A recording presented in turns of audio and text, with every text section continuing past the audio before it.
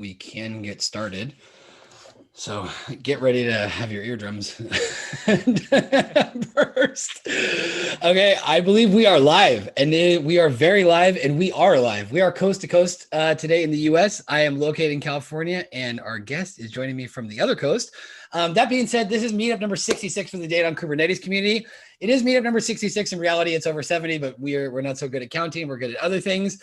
And it's interesting that it's number 66. We can think about Route 66, which doesn't go from coast to coast, but still gets this sort of, transcontinental vibe. As usual, if you're not following us on Twitter, on LinkedIn, please check us out. We're really easy to find. We're putting out tons of content, putting out lots of artwork, putting out lots of different things. We've got tons of meetups planned between now and KubeCon. Hello to everyone who's joining us. You can always feel free to leave your comments in our chat here on YouTube. Our guest today just celebrated his birthday yesterday. So I don't know how we're going to sing this. If we're going to do it in English, if we're going to do it in Spanish, we can do it in the chat. But please give a massive happy birthday to Daniel. All right. I'm gonna do it as well. I want to be the first one. Our guest is no stranger to Kubernetes, lives and breathes it, and is involved with Kubernetes in a lot of different ways. Curious as to how that started. Kind of multi-role. An interesting question will be, how do you have time to do cycling and all the other things that you do in the outdoors that we like checking out on Twitter? Daniel Mangum, very, very nice to have you. You're with Crossplane, you're with SIG Release. You have a really cool t-shirt on. What company is that? What's up, man? The company I work for is called Upbound, and the founders of Upbound are the founders of the Crossplane project. So they kind of bootstrapped it, and then we donated it to the CNCF, and now we have a kind of service around that, which we'll see later on in some demos and that sort of thing. Very, very good. That being said, and once again, happy belated birthday. How did you get started in all this? What was the book that you read? What kind of cereal did you eat for breakfast? How did this happen? Yeah, absolutely. I actually really enjoy talking about this because a lot of folks did a lot for me to be able to get involved early on. So my kind of story of coming to Kubernetes is while I was still in school, I started contributing to some open source projects around like infrastructure and container orchestration and that sort of thing. And so I was knowledgeable of the space to some extent, at least. And when I was finishing up my last year, there was the KubeCon 2018, which is in Seattle, I believe. And I kind of was keeping up with it from my dorm. And I saw the announcement of Crossplane, and I thought, oh, this is really cool. It's open source, so I guess I can just go and contribute to it. And so I started doing that. And shortly after I finished school and started a different position, I was in St. Louis, Missouri at that time. And I was just working kind of nights and weekends on Crossplane. And then the folks at Upbound asked me if I'd like to join the company and work on it full time. And so I did that. And around that same time, I actually went through the Kubernetes release shadow program. So I know a lot of folks are familiar with it at this point because it's such a great program. But essentially, every Kubernetes release cycle, you can apply to be a shadow. And there's a variety of different teams that work together to make a Kubernetes release happen, which is quite a feat these days. And so I applied to be on that, and I was fortunate enough to be selected. And I went on the CI signal role, which is kind of folks that monitor the health of our tests and that sort of thing.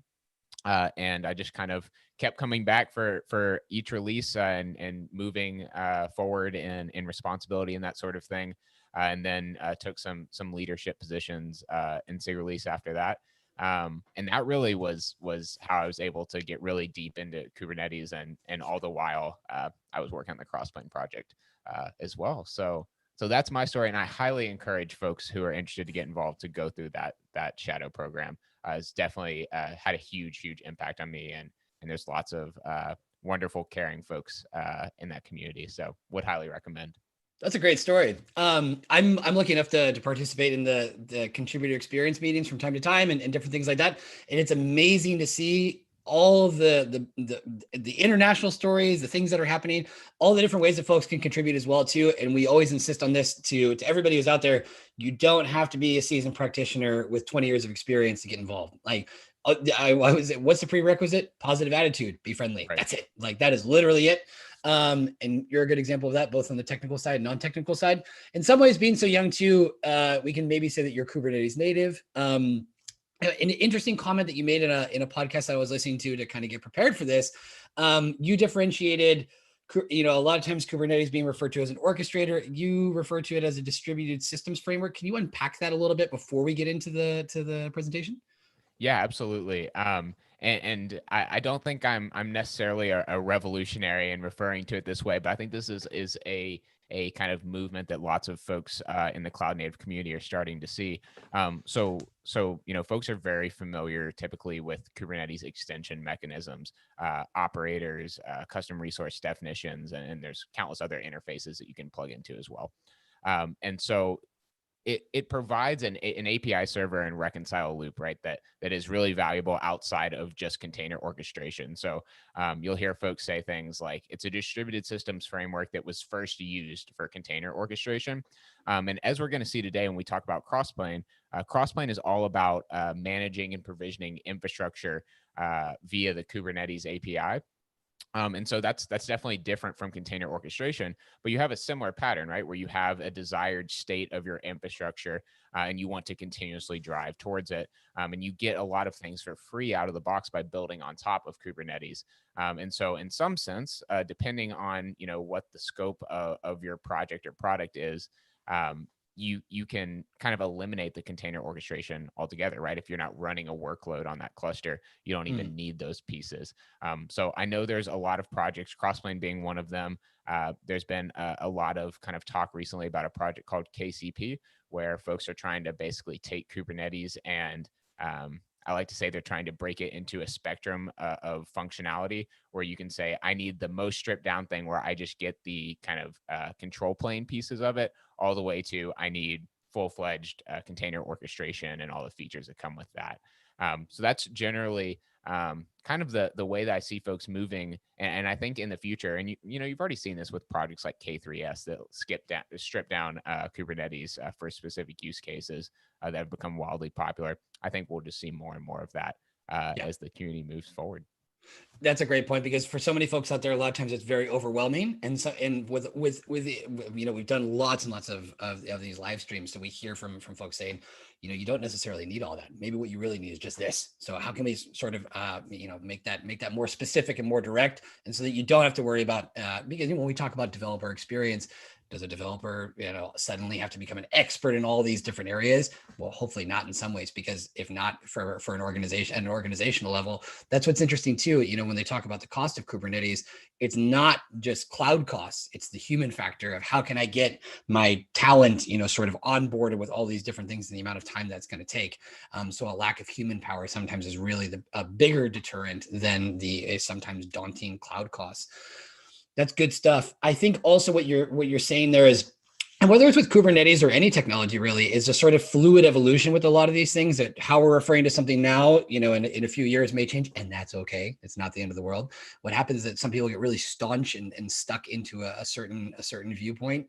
But I think that the more conversations we have, them, and also particularly with interacting with folks from all over the world, of realizing that together we're moving in a certain direction. And like I said, that, the way in which we look at things in one way at a certain point will change. And our community is very much based on that idea, because in the early days of Kubernetes and Borg, this idea of, stateful applications, stateful workloads, databases was kind of just like, no, it wasn't designed for that. But little by little, and seeing more use cases and how it's done and that it can be done and what it makes sense and the opportunities and positive benefits that can be achieved by doing so, that's when it starts to make sense. That being said, once again, just a reminder to our audience, you are free to ask questions in the chat. You're getting several shout outs for as happy birthday.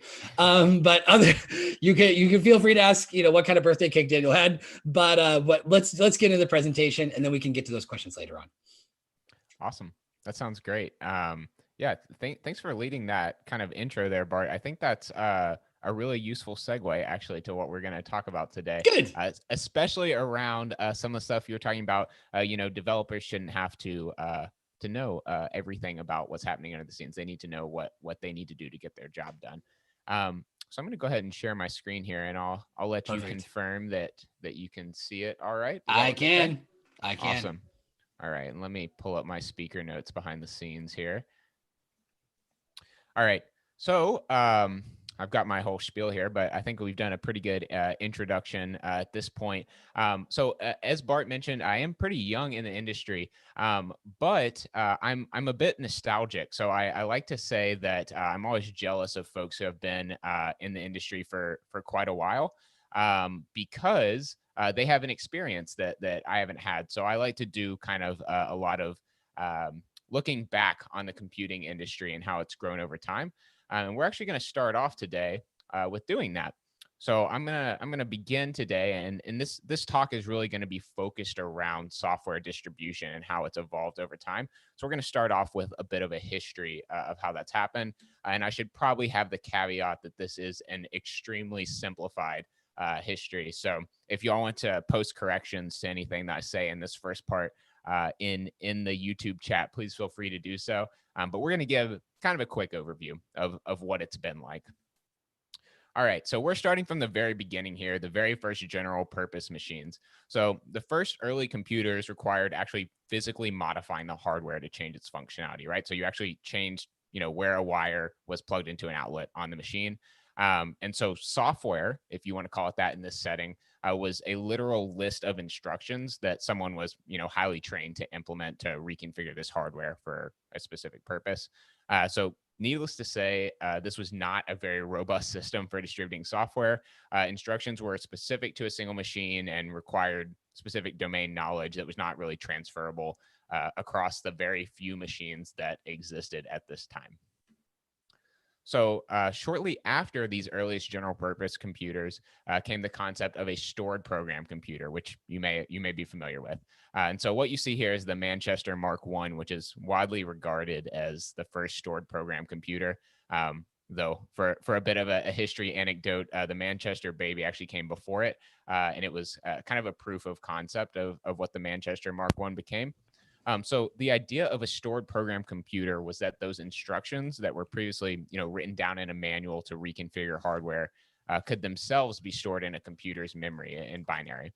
So thus, if the computer supported functionality to write to memory, a computer could theoretically be used to program itself. And you may know that our computers today are still, in fact, stored program computers, right? We store the instructions in memory, and then the operating system will execute them for us, or the CPU. So it's a powerful idea that stood the test of time, absolutely. But in these early days, the instructions for one machine were still very drastically from another. So software still not very portable. All right. So the next phase, as computers continue to evolve, they began to be applied to more and more use cases, right? So in addition to more and more domains being addressed by programming computers, more and more folks were also programming computers, and programs were becoming more complex. So instead of re-implementing common functionality in every program, operating systems were invented to provide a consistent interface to hardware, eventually across somewhat heterogeneous machines, as we see today with our operating systems that run across lots of different computing systems. Operating systems also added the ability to manage multiple programs, users, et cetera, and kind of provide the glue to connect them together. And these operating systems eventually became sophisticated enough that a program could be written to program the computer itself. Once again, kind of taking advantage of the stored program concept, and something we do daily today. So software at this point was becoming more portable and easier to implement.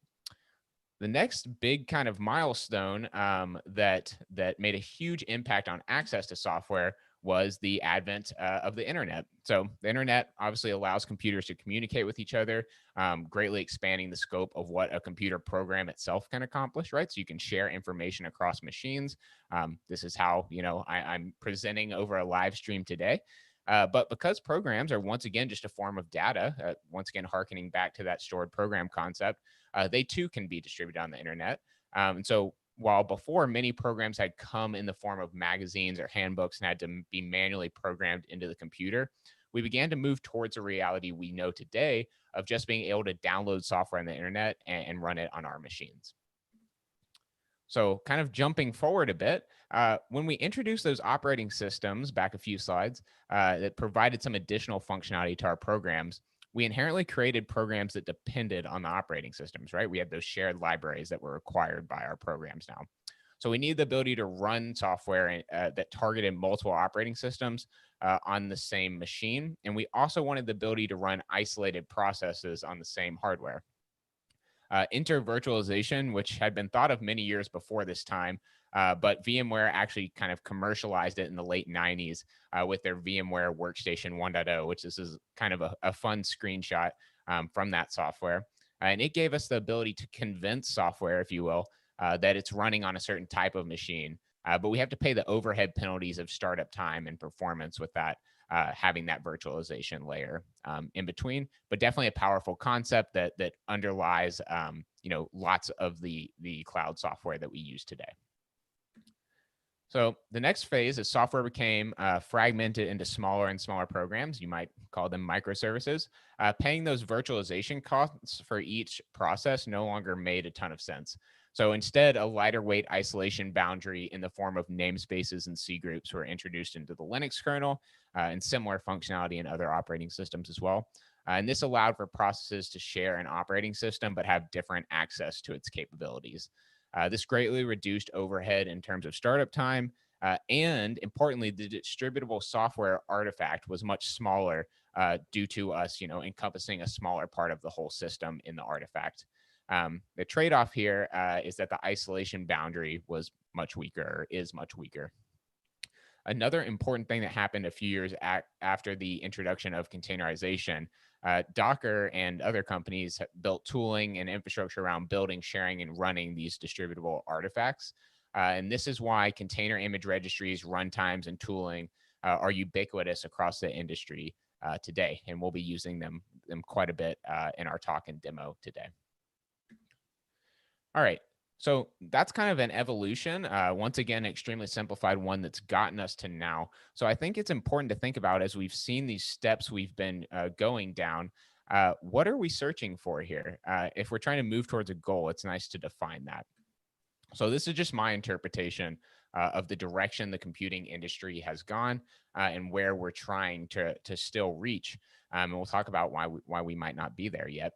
But essentially, I think we're looking for two attributes in our software distribution experience, efficiency and flexibility. So efficiency being the time and effort it takes to move from discovering software to running it in production. And that last part is really important. A great getting started experience is absolutely useful and important, but if it doesn't translate into a great production experience, then you're really kind of lying to the user, right? And they're going to be bit by that later down the line. And the second component that we're looking for is flexibility. So if my system and architecture that I'm running my software within changes, my experience running the software should not be degraded. In a lot of ways, we've made a lot of progress on the first and debatably on the second. So how have those different phases that we just enumerated, how have they contributed towards these things? So the ability for computers to store programs in memory means that we can, use a single machine for lots of different functionality. And the advent of operating systems means that we can, run processes alongside each other and switch between them and communicate and have a consistent interface to the hardware. The internet obviously makes software easier and also makes the functionality that programs can achieve much, much greater. Virtualization brings that software interface that we require and makes it more portable, right? So we can virtualize multiple operating systems on a single host. And containerization shrinks that overhead, right, for the ability to run multiple processes on a single host. And it also creates smaller artifacts for us to distribute software with. All right, so this sounds pretty great. Maybe I can just wrap up the presentation here. Unfortunately, there's something I left out. So, it would be really nice if all software ran on a single machine, but unfortunately, that's not the case. And this is evidenced by the advent of the cloud. And if all applications ran on a single machine, we might not have to continue to innovate, although I'm sure we'd run into our own problems there as well.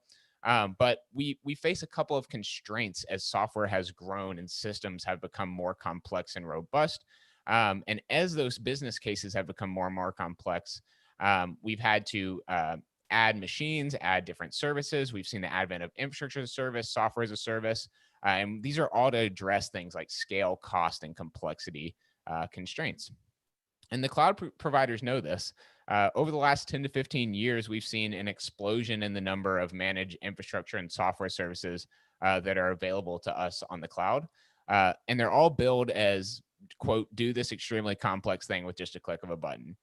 And that's great. That's really good. This is a huge innovation that is obviously widely used in the industry. And it's a fact that these services have rapidly advanced the pace of software development. And even someone who's a little bit grumpy about the cloud like me, I have to acknowledge that the cloud managed services are responsible for much of the innovation we see today. These services were introduced, right, to eliminate complexity. That was one of the constraints we just talked about, and they've really done that at a micro level. I'll be honest with you, I don't know all the internals of how Postgres works. However, I am able to run a production Postgres database for a fairly widely used service without much trouble. So that's definitely a huge optimization of complexity on the micro level. However, at the macro scope, they've really introduced a lot more complexity. So with so many options to choose from, platform architects find themselves with difficult decisions on how to integrate all of these different services together while still maintaining those two goals we talked about, right? Which was efficiency and flexibility. And there's another side to this equation as well, that being the software vendor. So vendors need to build software that can run in a countless variety of architectures, which allows customers to adopt their product with minimal friction, right? So we want that efficiency aspect and the flexibility to run that in all of these different architectures that can be composed from these different services. So I really want to zoom in on these two roles that we just alluded to there, one being the builder and one being the architect. So we'll start off with builders, which I'm referring to software vendors here. Main question we're trying to answer as a software vendor, and myself working for a software vendor, how do I deliver software that fits into all of the varied architectures of our customers? And we have a few kind of tried and true options here. Option number one is software as a service. And if you can do this, this is great, right? Because you don't have to integrate your software into folks' environment. You give them an API line, an interface, whether it's an API, whether it is a UI, whether it's some type of console, and you can basically tailor the environment that software runs into your needs, and they just communicate with it over the internet, right? However, this is obviously not appropriate for all types of software, and it's certainly not appropriate for all types of businesses. And I know that everyone who's watching this who works for a software vendor is nodding their head along with me, that there are plenty of customers that are not able to use SaaS products. So option two would be in-depth implementation services. So this is basically taking your software and every time you bring on a new customer, molding it to their use case. So from a cost perspective and profit perspective, this can be a viable strategy for a large enough customer. But overall, it's a low time value trade-off for a software vendor business. And so if you could reduce that, even if it makes economic sense, it would make more economic sense, right? If you didn't have to have in-depth implementation services. Option three is the lowest common denominator. So that's basically taking your software and stripping it down to mostly just interfaces and saying something like, I need a SQL database, but I'm placing that onus on the customer to get that database in place, make sure there's connectivity with it, and make sure my application can interface with it appropriately. So once again, that's making your software more flexible, but you're now reducing the efficiency, the other side of that equation. All right. So now moving on to the architect side, architects being platform teams within an organization. And the question we're trying to answer on that side is, how do I build a platform that reduces friction for developers while keeping it simple to integrate new services into the system? Once again, there's a few options here that have been widely used to varying levels of success within the industry. So option one, we're calling open a ticket. So this is kind of the old method of saying, if you need infrastructure, you open a ticket and someone on our team will provision that and make sure it's up to all of our standards, make sure policies are in place, and then we'll give you a method to connect to it. This is obviously very slow because it's human in the loop, It's resource intensive in terms of humans are expensive, and it's error prone because communication is not automated. It's happening via ticketing and that sort of thing. Option two, which is potentially equally as bad, is developers own their own infrastructure. So this is what I mean by this is specifically you're giving developers the key to literally own, whatever they want to create within a cloud provider, or, using on-prem services or something like that. This obviously leads to huge sprawl of services, and it's difficult to estimate costs. And you're also putting a burden on your developers to understand all this infrastructure, which they really shouldn't have to do because they have other concerns, right? They're developing applications and that sort of thing. And then option three, I'd say, is the best option here. And that's a custom layer 2 cloud provider. So with sufficiently large organizations, they'll actually essentially build their own kind of platform on top of a cloud provider. Which is really great. If you have the bandwidth to do that, that is awesome. If you have the financial means to do that, that's great. But it does require a large number of dedicated engineers, so it's not really accessible to something like a startup. It's not accessible to a mid-sized company, and even for a large company, it's extremely expensive and incurs a lot of maintenance. So how have we gotten around some of these issues? As the title suggests, we've invested in orchestration and a common API for that. So the last few years, we've seen the rise of Kubernetes to orchestrate the software across different machines. And it's become kind of a consistent API for deploying software, which makes it possible for vendors to package their software with an expectation that customers will have a Kubernetes API to use as the deployment target. But didn't we just enumerate all the benefits of the cloud provider managed services? It kind of seems like we're eliminating those here, right? Because the Kubernetes API doesn't allow you to create an RDS instance on AWS or spin up an S3 bucket or something like that. So yes, this process is divorced from the clean and consistent API we've developed for compute workloads, referring to Kubernetes there. And so in a way, Kubernetes is our lowest common denominator. Vendors are saying our software can run on Kubernetes, and customers are forced to connect the software with its required dependencies based on their architecture, which usually requires kind of an out of the loop process to provision that infrastructure, whether it means logging into a console or using an infrastructure as code tool or something like that. So as an example, many software products require access to a database. The vendor may distribute their software via a Helm chart that allows for referencing a Kubernetes secret with credentials to that database. But then the customer is responsible for creating that database, making sure it's configured properly, making sure the network allows access from the software, and ensuring credentials are up to date, along with countless other things that I don't have time to enumerate here. But bottom line is this is a lot of work. And it's this method of the vendor putting more of an onus on the consumer, which is obviously not great for the customer and definitely not good for the vendor as well, because customers are going to be less likely to buy their product. So what we want to do is raise that lowest common denominator, right? If we have this consistent API, how can we make it work for all of these use cases, including provisioning the infrastructure that our software depends on? So you might have guessed, I'm going to say that Crossplane is a way that we can address that. And folks at this point have usually been exposed to Crossplane in some form or fashion. And it's usually something along the lines of, oh, I can now provision infrastructure from Kubernetes, and it usually looks something like this, using something we call managed resources, where we basically take custom resource definitions, which are an extension mechanism for Kubernetes, and we reflect all of the different cloud provider APIs in your cluster. So just how we are talking about how a vendor might give a customer a resource bundle in the form of a Helm chart or customize, you can now include the infrastructure that the application depends on. So you can say, you're going to need an RDS instance and a VPC. So I'll just stick those into my Helm bundle. And so when you install that, your Crossplane instance is going to spin up that infrastructure. And this is good in the aspect of that it provides a single workflow for deploying software and all of its dependencies. So you're not having this kind of disjoint process of going and provisioning the infrastructure, then provisioning the software, and then making sure they're connected. It is all happening together. So that's definitely a benefit. But there is an issue with managed infrastructure. And that's that it's not quite as homogeneous as compute workloads. Cloud provider APIs are high level and highly differentiated, and raising that abstraction level means that we're further away from common ground to be able to target infrastructure, right? So on the last slide, we saw an RDS instance and a VPC, which are both specific to AWS. And a vendor of any scale will have customers with multiple cloud providers and multiple configurations with on that cloud provider. So offering just an AWS option for running your service is certainly not enough.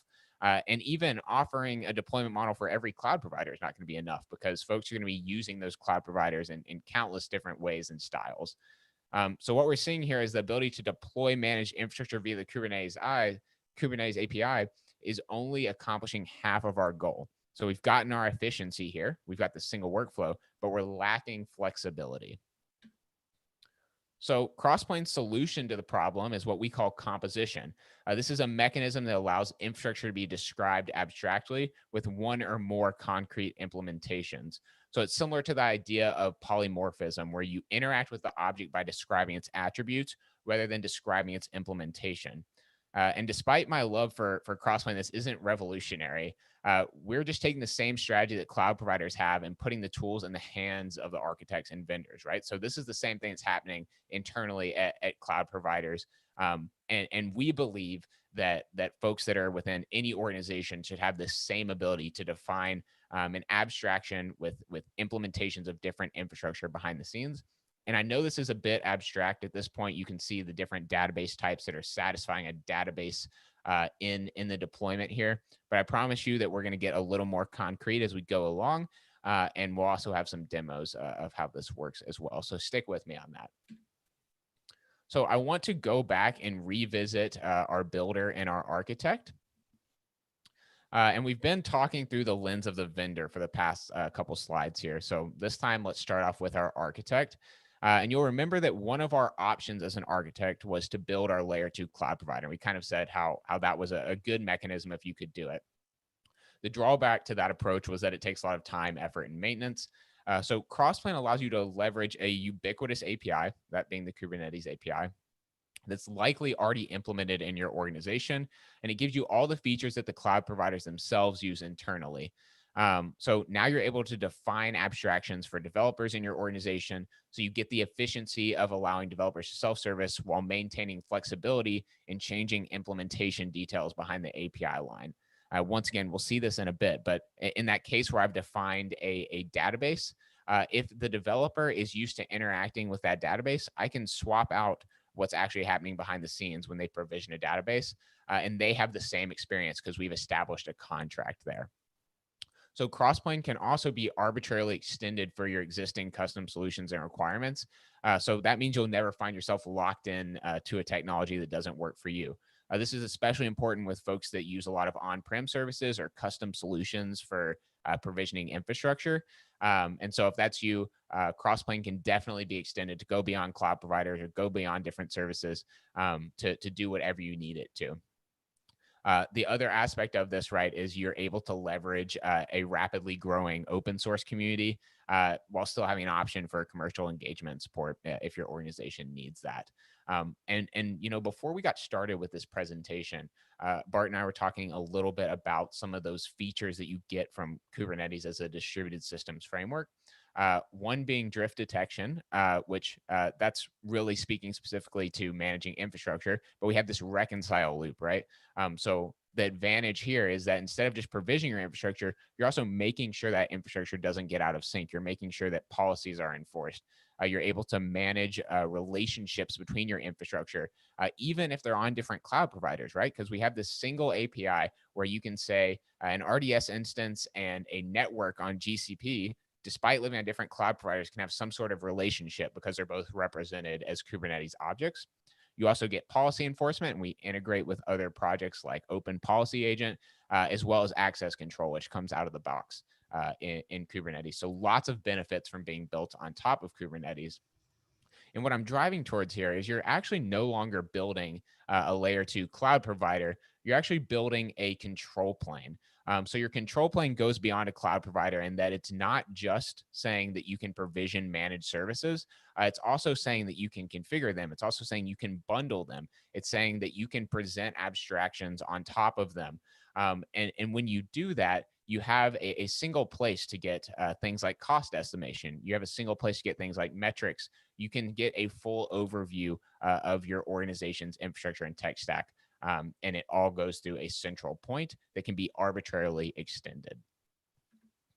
So moving back over to the vendor side of things, this common control plane API, as folks adopt it, as end users and organizations begin to adopt it, this is a huge benefit for you, and it makes your life a lot easier because instead of just delivering your software, you deliver control plane components. This means that you define the interface that you need. You need a database, and you may even provide some implementations, maybe an RDS instance on AWS, a GCP instance on Cloud SQL, or maybe even an in-cluster instance, which I know some folks in this community are interested in doing data things on Kubernetes. But customers can modify the implementation or bring their own altogether, right? So you've just said, I need this interface. If you want to put in your own implementation or modify our implementation, you can certainly do that. And our application will respect it regardless because it has agreed on this contract once again. Importantly, though, we don't want to throw out all these practices that has led to great software, right? We enumerated the phases that have led us to great software distribution story today. And so this means we want these components to be version controlled. When applicable, we want them to be open source. We want them to be robustly tested, right? And yes, we want them to be easily distributable.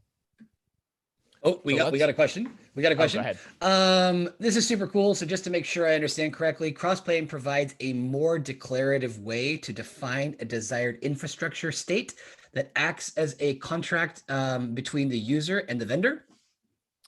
Yes. So as we'll see in a bit here, it acts as a contract between the person deploying the software and infrastructure and the person and the satisfying party. So that could be something like the cloud provider. So in this case, the platform team may create a contract that the developer is on one side of and the platform team is on one side of, and that would be within an organization. There's also this other side, right, where the vendor can provide their interface and say, you can just inject this into your architecture, right, and kind of use the interface that we've defined and build on top of it, in which case the vendor and the platform team would be either side of that equation. All righty, perfect. Cool. Yeah, keep those questions coming. I told Bart that I like to be interrupted. So if more come up, definitely jump in there. And when we have the demo later on, there'll be some great opportunities to do that. Yes. So we're going to move on to talking about how this distribution actually happens. And it happens via packages, which are a cross-plane concept. So starting off, container images, as we talked about kind of when we were talking about containerization and Docker, are the most successful software distribution mechanism in the modern era. And so from a crossplane perspective, we stole them. We said, this is a great way to distribute software. Why would we do something new, right? Folks already have this set up. Folks already know how to interact with this. So we're going to reuse this awesome functionality, then stand on the shoulders of giants. So crossplane packages are essentially simplified OCI images, which means that they consist of a single layer with YAML content in it. Essentially, Crossplane treats that as a YAML stream and interprets that and sets up your control plane with these interfaces that we've been talking about, as well as implementations. Also runs controllers that are necessary to interact with the cloud providers. And we'll talk about how that architecture works a little bit more. But the important thing is you can build and use and host these packages today because they're built on this ubiquitous distribution technology. So if we look a little more into the anatomy of a Crossplane package, we have two different types of packages in Crossplane, one being a provider and one being a configuration. So a provider is kind of the lowest level, and it encompasses what we call managed resources, which are Kubernetes CRDs that represent one-to-one the API of a cloud provider. So you'll see our instance here, which we've already alluded to a few times, as a Cloud SQL instance. And a couple of examples of providers we have are AWS and GCP. And there's also, it doesn't have to target a cloud provider, right? We have provider Helm, which means that it talks to a Kubernetes cluster, either the one it's in or a remote one. And you can deploy, Helm charts via the provider, via Crossplane, and compose those into higher level things, as we'll see in a moment. And the other thing that's encompassed in a provider package is a reference to a controller image. So Crossplane essentially will look at the package contents, and it'll say, hey, I need you to run these controllers, which are in this image. Crossplane will start those controllers and have them reconcile instances of the CRDs that are installed, and also make sure that different controllers aren't reconciling the same instances and that sort of thing. Configurations, on the other hand, are kind of the layer 2 here, and they define abstract interfaces. They're mapping to those underlying managed resources, as well as dependencies on other providers and configurations. And so we define our interfaces with what we call a composite resource definition, which is frequently shortened to XRD. And you'll see the similarity there with a custom resource definition. So this is going to look a lot like a custom resource definition, as we'll see in a moment. And it really defines the API, right? And it results in a new type that developers can actually create or install via Helm chart or something like that. And then a composition, there may be one or many compositions for any XRD. These are basically the things that say, for this abstract type that I defined, so maybe a database, this is the mapping that takes place from the API that I've defined to the underlying implementation. In this case, we'll say it's a Cloud SQL instance. So once again, we're a little abstract here, and we're going to keep going into packages, but rest assured, at the end, we're actually going to build some and push them and show how this all works. All right.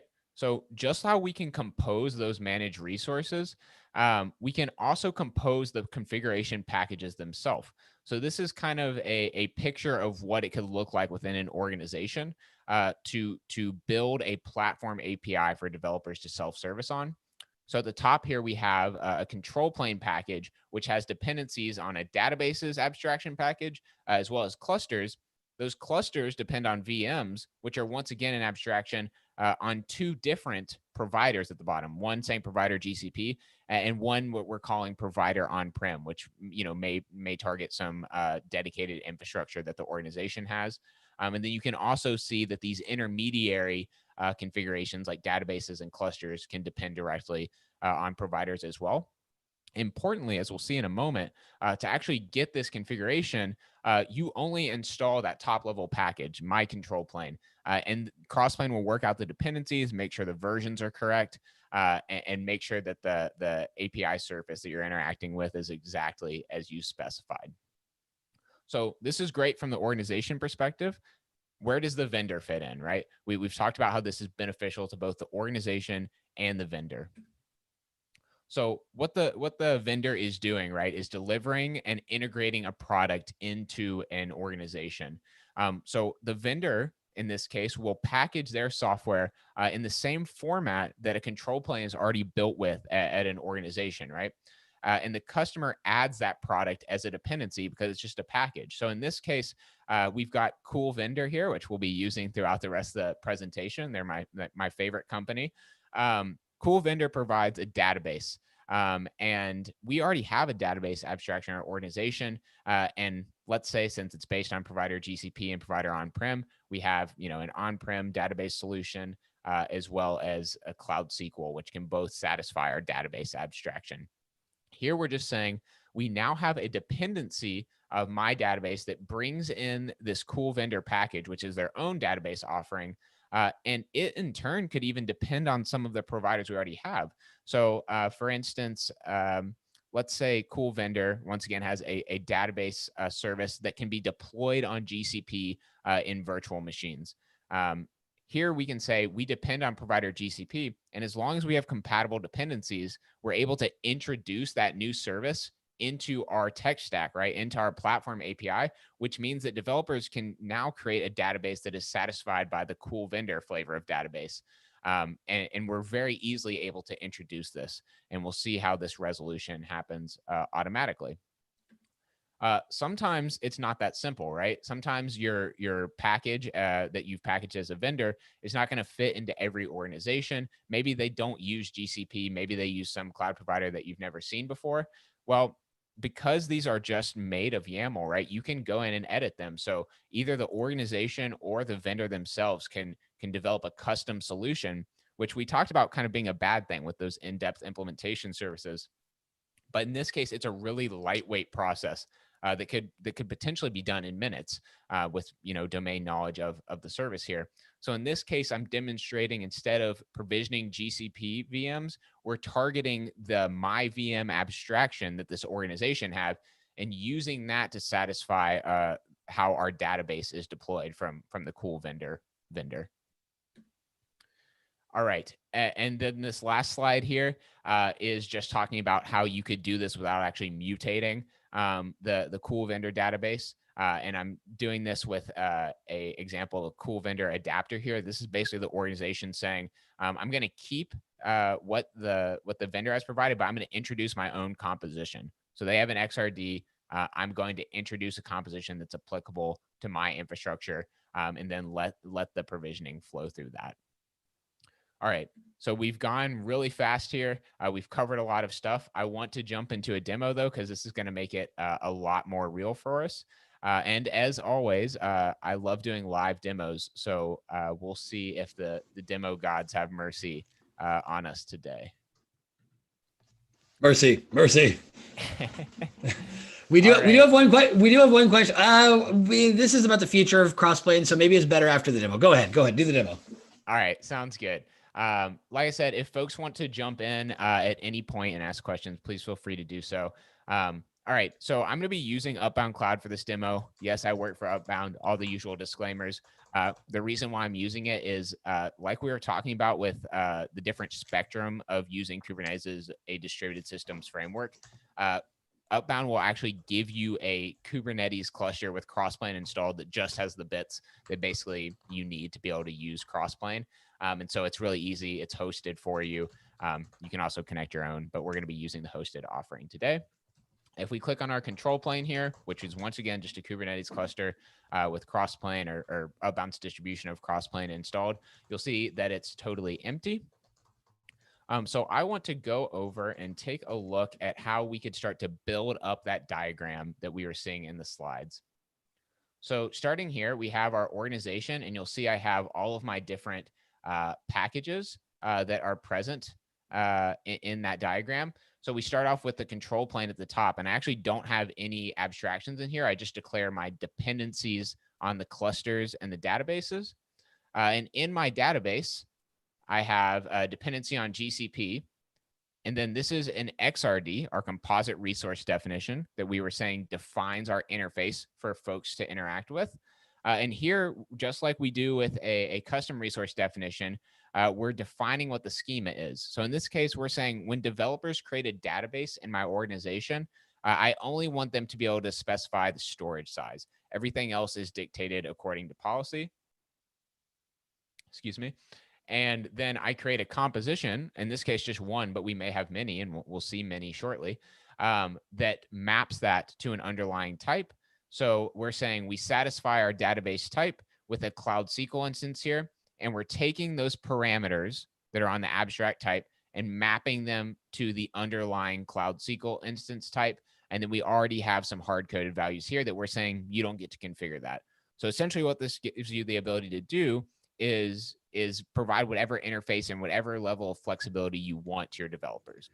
So I'm going to go ahead. We do have a question. So okay. The blue components in the diagrams are the actual Kubernetes CRDs, and the blue components are abstractions that Crossplane handles and maps to the actual CRDs that are defined. So the blue components are provider packages, which encompass CRDs as well as the code, right, to reconcile those and talk to the external API. So when we install a provider package, we'll see CRDs for that provider are present, as well as pods are started up that are reconciling those CRDs. Good stuff. All right. So I'm going to go ahead and connect up to my control plane that I have on Upbound Cloud. and it's in my Dan org here, and we'll see it there. And I'm going to use my API token to connect to this by doing my kubeconfig git command, and we want it for this control plane. And I'll pass the token from standard in here. And we should see that we now have access to a Crossplane cluster running here. And you'll see the Crossplane components. And this is the exact same thing that we'll see in the UI here. So we don't have anything installed. If we try to look at packages that we have, you'll see that we don't have any. And so before we actually started this talk, I went ahead and built all of these packages, and we'll show building them again momentarily as well. But when you build them, we have a registry on Upbound Cloud. You can also use Docker Hub or whatever registry you use internally. And I've pushed these up. So I've pushed v0.0.1 for all of them. And if we want to actually install these into our control plane, we can go to the Upbound registry. You could also do this via kube control if you wanted. And I'm just going to install my control plane into my cluster here. All right. And we'll see here that we get automatic dependency resolution first of the immediate dependencies of our cluster, and then later on of the dependencies of those, right? So in our control plane here, all we've said is we depend on my clusters and my databases. But when those get installed, Crossplane is going to say, oh, I see you also depend on provider GCP. You also depend on provider Helm. And you may even have shared dependencies, right? So both the databases and the VMs depend on provider GCP. So as long as they have compatible versions, we can go ahead and install those. So these are all now present here. And if you look at something like provider GCP, you'll see that we have a ton of different resources that we can provision. For instance, our Cloud SQL instance here. And these are actually represented as CRDs in our cluster. So you'll see all of our different types here. You'll also see that we have CRDs that represent our own abstractions.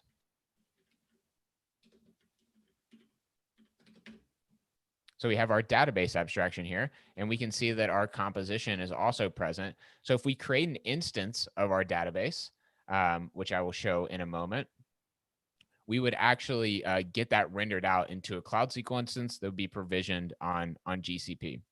So we've built kind of our control plane API. Folks can start to interact with it. What we want to do is pretend we have a vendor that we want to introduce into our control plane, just like we did on the slides. So I'm going to check out a different branch here. And let's see what's changed. You'll see that we now have a cool vendor directory here that has their composition. So this is a third-party vendor that we want to integrate.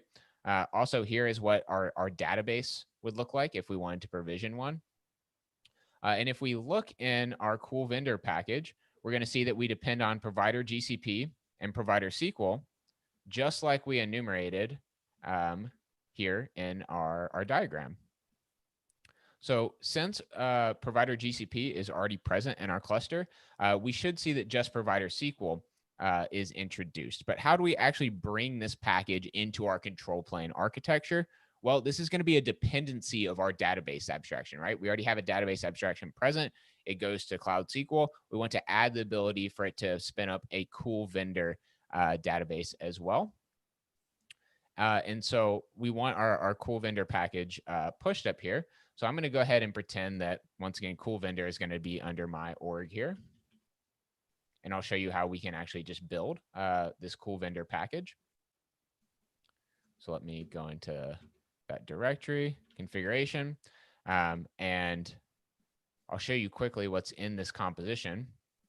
We have an abstraction for our database type for cool vendor. And then we have on GCP, instead of creating a Cloud SQL instance, we're actually creating things like an instance group and an autoscaler and a database from provider SQL. And these are kind of the components we use to create our cool vendor database. And we'd also need to obviously install the software on those virtual machines as well. But I'm going to go ahead and build this and push it. So you can do that with just a few commands here. I should build it before I push. All right, and we should see this X package definition here, which this is actually just an OCI image on disk. And if we do up X package push, and I'll do Dan cool vendor, we'll see that this is now present in our repository. So now if we want to introduce that into our control plane, we need to add a dependency at the appropriate point. So I'll go into databases here, and you'll see that I've already added it as a dependency. And this is a configuration dependency rather than a provider, right? And so now I'll go into database.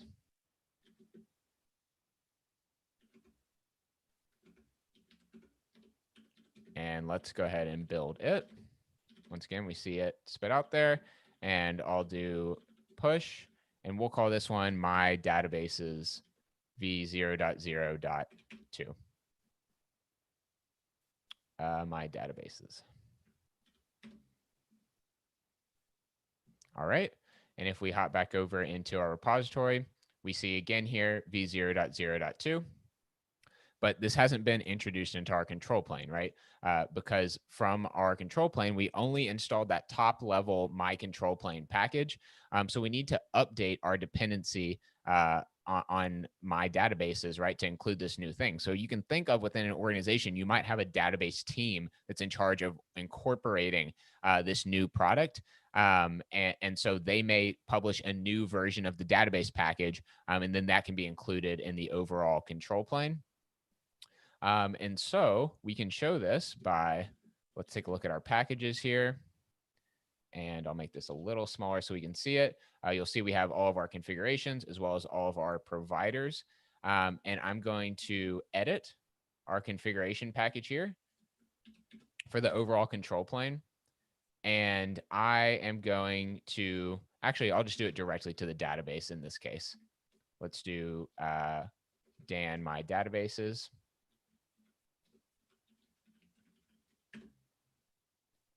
And instead of 0.0.1, we are going to update this to 0.0.2. And Crossplane is going to go ahead and pull that new version and see that it has an extra dependency. And if we actually look back in our control plane, you're going to see that our cool vendor configuration is now present, as well as provider SQL, which it depends on. It looks like that's still installing. But now we have the ability from our same database abstraction to just go in and change this to say cool vendor. And next time this database type is applied alongside an application for developers in our organization, it can be a cool vendor database instead of a GCP database, or maybe that's even obscured from them. And we as a platform team define what that looks like. So this has been kind of a pretty complex demo. I'm guessing there's probably some questions in the chat. But I hope this gave a bit of an overview of kind of some of those things we talked about, and some of the power, right, of having this control plane API, both on the side of organizations as well on the side as vendors. Very, very good stuff. One comment, someone saying, I really like the idea that these packages are OCI compliant. I'm just curious, is that a recent thing? What's kind of the contrast or the difference there? They've always been OCI compliant in that you can Docker push pull them if you want. They can go to any registry, which we've definitely seen users really pleased with, because most organizations, in my experience, run their own private registry, which just means that, you know, if you don't want to go through the Upbound Cloud Registry or Docker Hub or something like that, you can pull private images for these packages and that sort of thing. Very good. And then another question, where do you see Crossplane in 5 years? I love thinking about Kubernetes purely as a helper for building control planes, but it adds quite an overhead to run. But does it add quite an overhead to run and maintain? What about managed Crossplane? Yeah, so I guess that ties in well because we have a managed Crossplane right here. Oh, So that's definitely a future I think we see. And, you know, I guess putting on my Upbound hat for a moment, from an Upbound perspective, we don't want to run a full Kubernetes cluster if we're not offering it, right? And so we definitely look at and implement ways to use a more slimmed down Kubernetes. One of the things that's important to keep in mind, though, which I like to remind folks of when we have this conversation of stripping down Kubernetes, a lot of the value in the extension mechanism is that you can still run arbitrary compute workloads. So, for instance, we still have to be able to run pods here, right? I still have pods running for each of these providers, for instance, that are making sure when I create an instance that gets created externally and that sort of thing. So, uh, I think kind of alluding to what we were talking about earlier, I think the benefit is going to be to create a system that's modular that allows folks to put just the pieces together that they want, and making that a really seamless experience to do that and also host it and things like that. Good stuff. With that in mind, we are right at the hour at 10 o'clock. There are some other questions, but I think we'll handle those in our Slack. Cool. Just so we can continue the conversation there. If you don't mind, Daniel, can you stop sharing your screen? Because we have a little bit of a tradition that we do here, regardless of whether or not it's your birthday. So while you've been talking, we have an amazing artist, Angel, who is located in Spain. And he in the north of Spain, the Basque Country, where I normally am based, and we'll be back there on Sunday after a wonderful 2 weeks here in California. But can you see my screen? Yes, and that is awesome. Good. So That while you is were talking, awesome. we got the color scheme from Crossplane. We got a lot of different things. I'm going to use a skateboard. I didn't bother to tell him beforehand that you were a cyclist, but that's okay. I'm sure you probably skateboard at some time in your life. You're also very young, so you can do these things. And we also got the happy birthday mention there too is very, very important.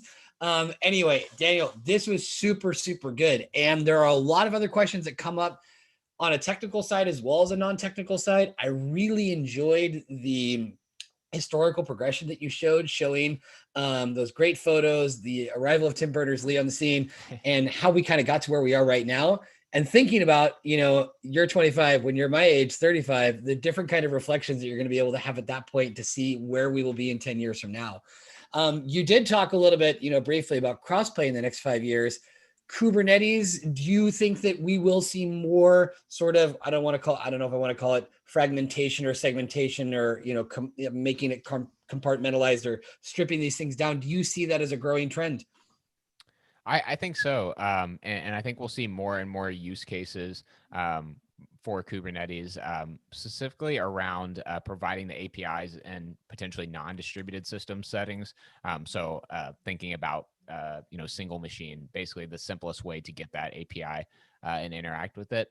And so, yeah, I think it's going to be an exciting time. I think there's a lot of folks that are working on this, a lot of really smart folks. So I'm excited to see where we go as a community.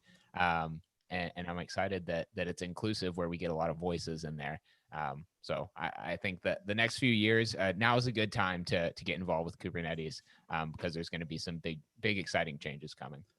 That being said, we do have a fair amount of young people in our community, and I'm sure you get asked this a lot. But what recommendations? What are the things that have? What would be your quick do's and don'ts of these are things that work for me in order to get to where I am, and maybe some things that you might caution folks against? Yeah, absolutely. So I'd say the most important things are to be a kind person. That's number one. There are lots of smart folks in the world, lots of smart folks in the cloud native community, and what will set you apart is the way that you treat other people, and that's going to be way more important than anything else. That being said, it's also important to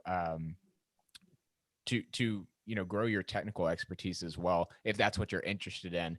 And the number one way for me to be able to do that was to actually find problems and try and address them. You can study and learn all you like, but it's really going to force you to dive into some deeper parts that may not be in a curriculum per se, if you're trying to solve an actual issue. So I'd encourage folks to, build little side projects that do something specific on Kubernetes that they feel like is a rough edge. I'd encourage you to look in the Kubernetes code base, or ask folks, or look at open issues and say, is this something that I can try and tackle? Because I think you'll grow faster by going that route than just trying to, study a bunch of content and that sort of thing. That's a great point. Do it in a community environment. Be involved. Get other people involved. Bounce ideas off folks. Like you said, investigate things. Look for problems, and raise people's awareness about it. What I always recommend to people as well. I was actually talking to somebody yesterday about this. Is that if you can do a little bit of homework, read the documentation, find something specific to say, hey, I was looking at this particular thing. I always find that's a much better way of starting a conversation than saying, hi, help me, or I want to learn this. Show us that you made a little bit of an effort. And also what you said, though, attitude above everything, more important. And like you said, I really like how you phrased it as well. It's about how you treat people, which sounds so far and distant from anything technical, but it's so important, particularly as we're going through the challenging times that we're going through as a planet, as a global society. I think a little bit of kindness goes a long way. And you're a great example of that at the age of 25. It's amazing. Anyway, we will be having you back. We will definitely be having you back. So don't go away. And we'll get all this stuff uploaded. And like I said, there are definitely some other questions that our interns wanted to get to. So they'll probably be contacting you on Slack about that. For everything else, you're pretty easy to find on Twitter. I linked the Crossplane webpage in here if folks want to jump in the Slack there to get more involved. I think you'll probably get some new folks in there too because of today's talk. Daniel, thank you very much for your time, and it was a pleasure having you. Look forward to having you again soon. Yeah, absolutely. I appreciate it, and I'm more than happy to come back anytime. Okay, well, I will be taking you up on that. So be careful what you wish for. No, that's great. And I hope you're able to enjoy your birthday with some other fun things planned this week. Look forward to seeing more pictures of the outdoors and cycling where you're at. And anyway, have a great day, man.